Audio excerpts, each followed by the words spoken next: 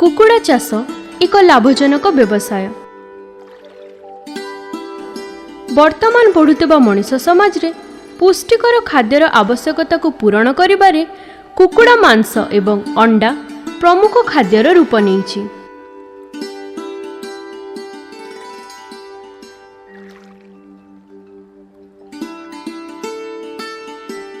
एही कुकुड़ा चाष माध्यम रे ग्रामांचल रे बास करुथुबा दरिद्र भूमिहीन आदिवासी एवं हरिजन लोकमानंकर पुष्टिकर खाद्यर आवश्यकता को पूरण करने संगे संगे सेमानंकर आर्थिक विकास करिया पई कृषि और खाद्य उत्पादन निर्देशालय ओडिशा एवं प्राणी संपद विभाग मिलित उद्यम रे किभली अधिकरु अधिक रंगीन कुकुड़ा उत्पादन हब सेथिप्रति विशेष गुरुत्व प्रदान करा जाउ अछि।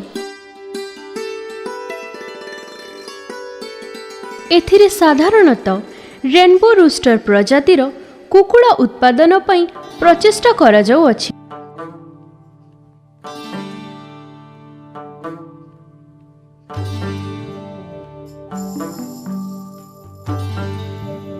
एथिपाई रेनबो रूस्टर कुकुड़ा संग्रह करी सेथिरु चिया फुटाइबा पई ताकू इनक्यूबेटर मध्यरे 18 दिन रखा जाय थाए।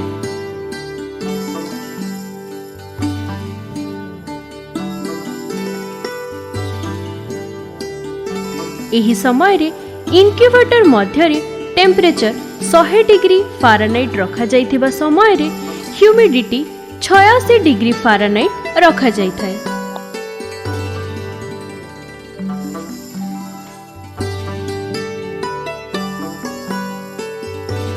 नंबर दिन रे इनक्यूबेटर मध्यरे थिबा अंडा गुडी को धीरे धीरे बाहर करी से गुडी को कैंडलिंग करा जाय थाए।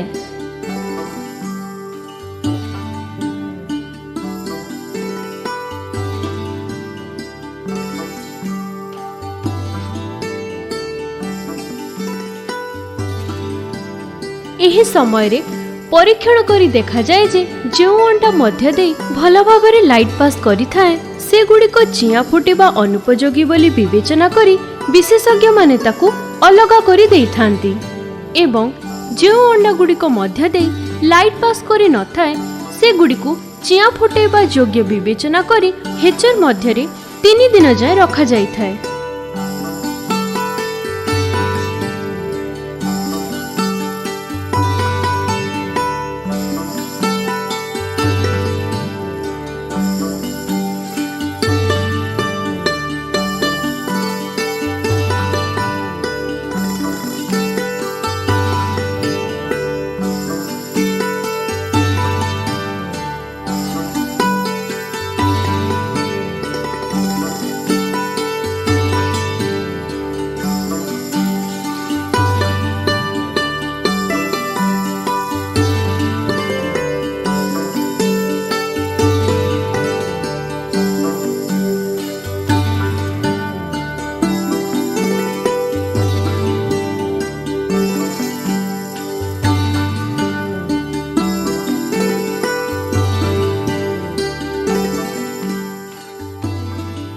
अंडा गुड़िक हेचर मध्य रखा जिबा समय रे हेचर टेम्परेचर 100 डिग्री फारेनहाइट एवं ह्यूमिडिटी 87 रु 90 डिग्री फारेनहाइट पर्यंत रखा जाय थाए।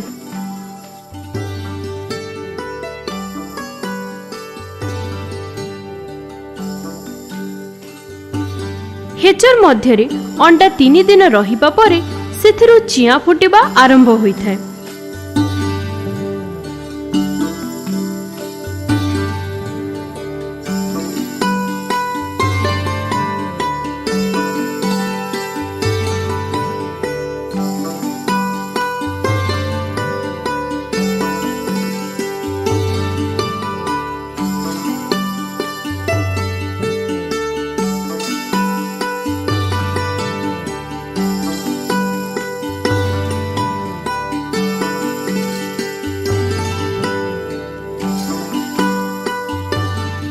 वास्तव में एहीपरि वैज्ञानिक पद्धति रे रंगीन कुकुड़ा उत्पादन कौशल अति प्रशंसनीय अटे।